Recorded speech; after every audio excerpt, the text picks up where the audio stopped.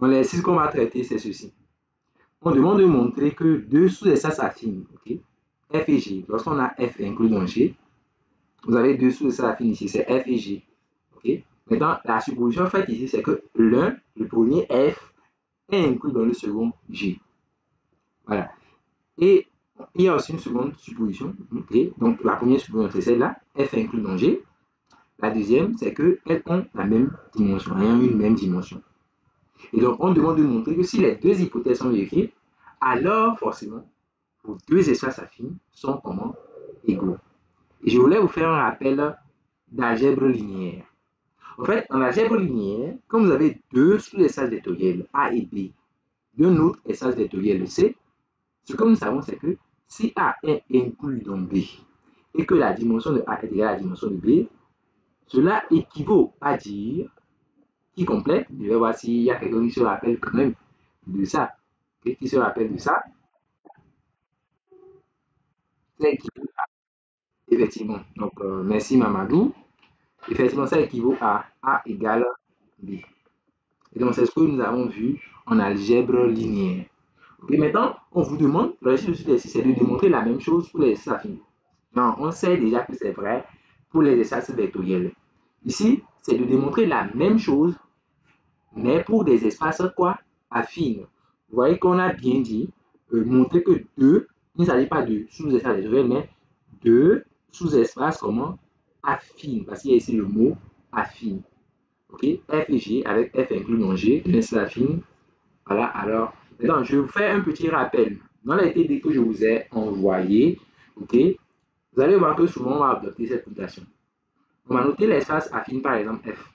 On va noter F, son espace affine, et on va noter F flèche sa direction, la direction de. Vous voyez? Mais dans votre cours, vous allez voir que la notation que le prof adopte souvent, c'est quoi? Il met F comme ça, la lettre F calligraphiée, il met ça pour l'espace affine. Et met souvent F droit comme ça pour l'espace vectoriel, c'est-à-dire la direction de F, quoi. La direction de F. Je sais que ça ne va pas vous déranger, hein? Ce sont que des notations. Dans certains cas, vous allez voir, on va mettre F et F flèche. Dans d'autres cas, on va mettre F rond et F droit comme ça. C'est bon? On est d'accord? Je sais que ça ne va pas vous déranger. Ok, parfait. Donc ici, parfait. Donc ici, la lettre grande F, ça ne veut pas dire que c'est un espace, c'est la direction. Ici, la lettre grande F, donc c'est clair, c'est l'espace, ça finit ici. Ok? Voilà, donc ça ne va pas nous déranger ici. Mais bon, peut-être que je vais reformuler l'exercice pour que voilà, ça ne vous dérange pas. Donc si je veux reformuler l'exercice, ça serait, en fait, ce qu'on veut démontrer en gros, c'est ça. Si je veux reformuler l'exercice pour que ça soit conforme aux notations avec lesquelles vous êtes habitués, je vais dire que si vous avez en fait F et G, ce qu'on s'agit de montrer, c'est que si F et G sont en fait des sous, okay, espaces affines d'un espace affine, d'un espace affine E, ok, donc deux directions respectives, voilà. Et en plus, okay, ça c'est la première condition, on m'a dit que F de direction, je vais reformuler ici pour que ça soit conforme à vos notations avec lesquelles vous êtes habitués. De direction, F, comme ça, on va noter G comme ça, de direction quoi, de direction G.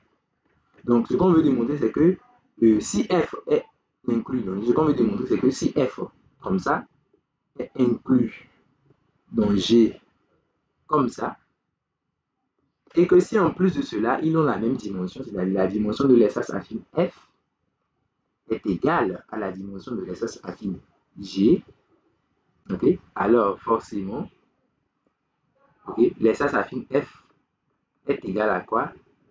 L'espace affine G. Donc, c'est ce qu'on veut démontrer en fait.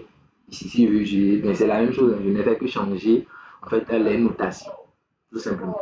Donc, on va faire ensemble la preuve. Okay? Donc, pour faire la preuve, on va essayer de. Puisqu'on connaît déjà la propriété, on sait déjà qu'elle est vraie pour des espaces vectoriels. On va chercher à aller dans les espaces vectoriels pour faire cette preuve-là, très simplement. Donc, on va l'écrire comme okay? On va écrire un preuve. Alors, ici, c'est de montrer que F est égal à G. Okay? Alors, ici, c'est de montrer que l'espace affine F est égal à l'espace affine J. Donc, supposons ça. Hein. Donc, on suppose, évidemment, donc on va dire que supposons que, puis je vais écrire tout ça. Donc, on va supposer que ceci est vrai. On va supposer que ceci est vrai. Donc, supposons ça. Supposons que ceci-là, donc cette affirmation, soit vrai. Donc, supposons qu'on a ça. Donc, là, j'essaie de vous montrer si f est égal à j. Ok? Donc, déjà, j'ai une sorte d'inclusion entre les deux. Il s'agit de montrer juste l'égalité. Donc, ce que je vais faire ici, c'est je vais montrer que la direction de f, dans un premier temps, pour montrer f égale à j, je vais montrer que la direction de f est égale à la direction de j. En gros, je vais montrer que f droit est égal à j droit dans un premier temps. F droit égale à j droit. Bon, f droit, c'est la direction de f. Et j droit, c'est la direction de j. Donc, c'est ce que je vais faire dans un premier temps. Ok? Maintenant, je vais dire que, bon, quand vous avez f qui est inclus dans j, alors forcément, la direction de f est incluse dans la direction de j.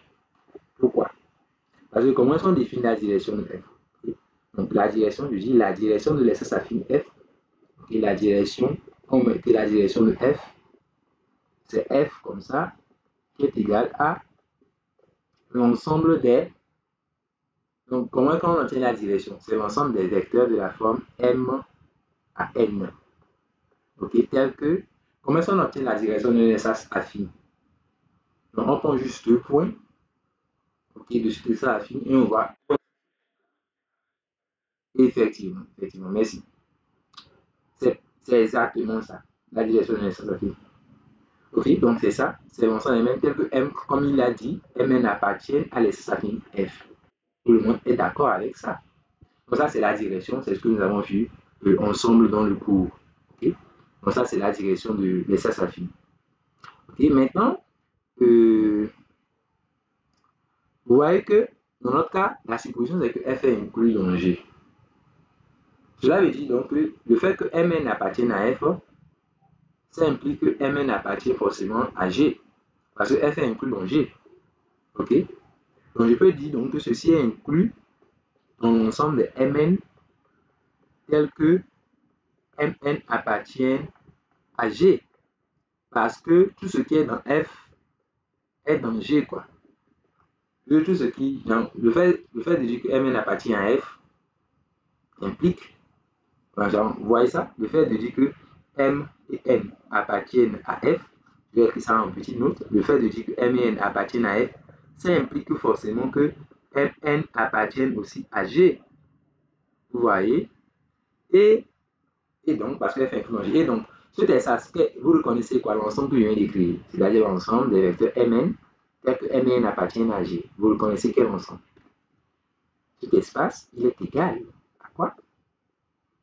Donc, cet espace-là, il est égal à quel espace? Vous ne le connaissez pas? L'ensemble des... Oui? G, n'est-ce pas? G, c'est effectivement ça. G. Donc, c'est l'espace G, c'est la direction de G, donc voilà. C'est effectivement ça. Donc, F est inclus dans G. C'est ce que je viens de dire. Maintenant, de plus, dans nos hypothèses, on a dit, ok, que, moi, je viens de traduire que F est inclus dans G, donc je vais traduire aussi que la dimension de F est égale à la dimension de G. De plus, on a dit que la dimension de f est égale à la dimension de G. Donc, vous savez comment on définit la dimension d'un espace affine? Voilà, par définition, c'est quoi la dimension d'un espace affine? Voilà, qui en fait s'en rappelle, parce qu'on l'a vu dans le cours. Donc, par définition, c'est quoi la dimension d'un espace affine? C'est la dimension de ça qui complète la phrase. La dimension d'un espace affine est la dimension de ça, 3 points de suspension. De ça, effectivement. C'est comme ça qu'on définit la dimension. Effectivement, c'est bien ça. Ok, donc pour ceux qui ont oublié, sachez bien que la dimension d'un espace affine est tout simplement définie comme la dimension de sa direction. Ok, sa direction, c'est un espace vectoriel. Donc pour la découvrir la dimension de la direction, vous devez aller en fait revoir votre cours d'algèbre linéaire. Ok, donc la dimension d'un espace affine, c'est juste la dimension de sa direction. Donc la dimension de f c'est la dimension de sa direction qui est f aussi, mais notée différemment. La dimension de g, c'est la dimension de g, comme ça. Donc, vous voyez, j'ai donc le fait que f. Vous voyez que j'ai donc le fait que f inclut mon g. OK? Première chose. J'ai aussi le fait que la dimension de f est égale à la dimension de g. Seconde chose. Mais rappelez-vous, f et g sont des espaces vectoriels. Donc, qu'est-ce qu'on peut conclure à partir des deux points? F inclut mon g. Dimension de f égale à la dimension de g en tant qu'espace vectoriel. Donc, on peut conclure que quoi? Effectivement. Donc, f est égal à g. Exactement. Parce que c'est ça que j'ai donné en rappel. Okay? J'ai déjà donné cette partie-là en rappel. Et que pour des espaces vectoriels, on sait déjà que c'est vrai. Ça, on le sait déjà. Maintenant, une fois que j'ai ça, je vais maintenant conclure à l'égalité des espaces affines. Voilà. En quoi faisons? En quoi est-ce que l'égalité des espaces vectoriels f et g me permettait-il d'avoir l'égalité des espaces affines f rond comme ça et g rond comme ça? Okay? Voilà. En fait, je peux déjà écrire que, ok, si on prend un point pour un point de f, pour un point P de f, on a, je peux écrire que f est égal à P plus sa direction. Je sais que vous êtes déjà habitué à cette notation. Okay? Cette notation veut simplement dire que f, okay, est l'espace affine. Ça veut dire simplement que f est l'espace quoi? L'espace affine. Passant par quoi? Passant par P et de direction. Effectivement, c'est ça. Et de direction F, c'est ça. Voilà, donc ça, c'est juste ça maintenant. Oh, j'ai déjà dit quoi? J'ai déjà dit que F est égal à quoi? G, n'est-ce pas? Donc, ça va être P plus G. Parce qu'on a déjà dit, et parce qu'on a déjà dit que F est égal à G. J'ai dit ça précédemment. Maintenant, selon vous, que fait P plus G? P plus G comme ça veut quoi? Égal à G. G long, effectivement. Pourquoi est-ce que je peux dire que c'est égal à G long? Parce que le point P là, vous voyez le point P là, c'est important de le dire. Le point P là, il appartient à G.